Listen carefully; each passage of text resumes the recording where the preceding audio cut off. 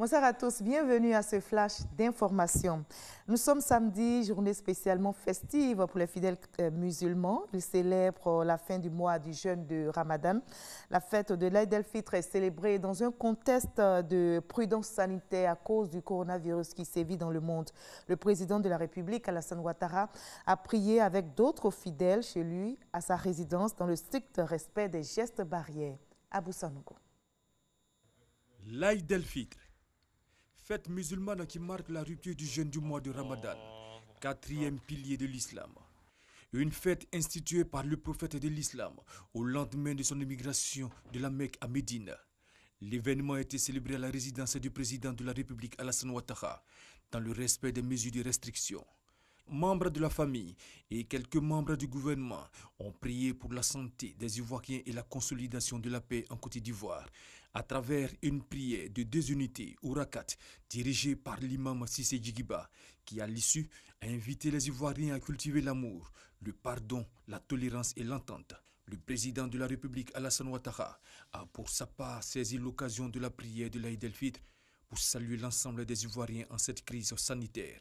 Nous venons de prier avec l'imam Djigiba Cissé, le cousin de feu ma mère Adjana Bintou Cissé, pour marquer la fin du mois de Ramadan et arriver donc à la fête de l'Aïd el-Fitr.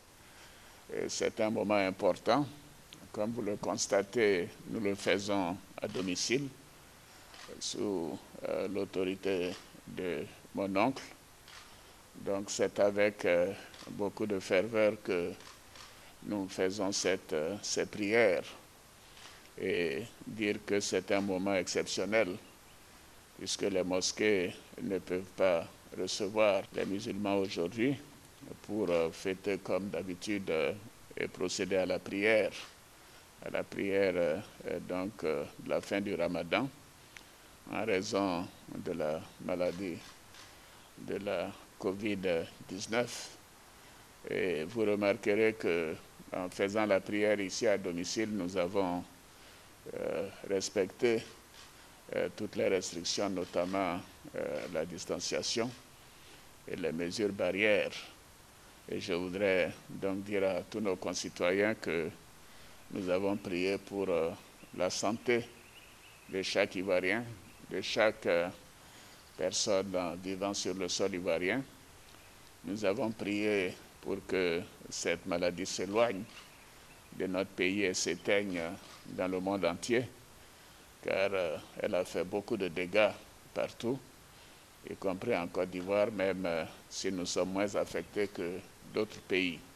Alassane Ouattara a également salué la mémoire de l'ex-guide de la communauté musulmane, Cheikh Aïma Bouakari Fofana. Nous avons prié pour qu'il repose en paix, que Allah l'accueille en son paradis. Et je pense que toutes les mosquées ont fait de même aujourd'hui pour rendre hommage à ce grand homme, cette personnalité qui a travaillé à organiser l'islam en Côte d'Ivoire, un islam de modération, un islam donc de dialogue avec toutes les autres religions. Je voudrais terminer en réitérant tous nos vœux de bonne santé à notre pays, à tous nos concitoyens, nos vœux et nos souhaits les meilleurs pour la paix et la prospérité des Ivoiriens et de la Côte d'Ivoire. Que Allah bénisse la Côte d'Ivoire. L'Aïd el-Fitr ou la petite fête est célébrée le premier jour du mois de Shawwal. Elle est l'occasion pour les musulmans d'exprimer leur gratitude et leur reconnaissance à Allah qui leur a accordé non seulement la faveur d'atteindre une fois encore la vie, le mois béni de Ramadan, mais aussi la force de le vivre pieusement, tout en implorant son indulgence pour les insuffisances et les imperfections qui ont pu entacher leur jeûne durant ce mois béni. Dans cette crise sanitaire, l'heure est à la réflexion, mais aussi à l'action pour relancer la vie culturelle en souffrance. Vous le savez, à cause de la Covid-19. En Côte d'Ivoire, les initiatives ne manquent pas. Le confinement inspire plutôt bien des artistes et parmi eux, le groupe Magic System. Nous avons donc invité pour la page culture de ce 20h le leader des magiciens Zouglou à Salfo pour évoquer leur créativité ou initiative en temps de confinement. En République démocratique du Congo, la province de l'Ituri a été la cible de violences qui ont débuté en 2017. Et sur la nature de ces exactions, un rapport des Nations Unies qui évoque de possibles crimes contre l'humanité. Selon le rapport onusien, au moins 700 personnes ont été tuées et la majorité des victimes auraient été visées pour leur appartenance à la communauté Emma. Je vous retrouve à 20h. À tout à l'heure.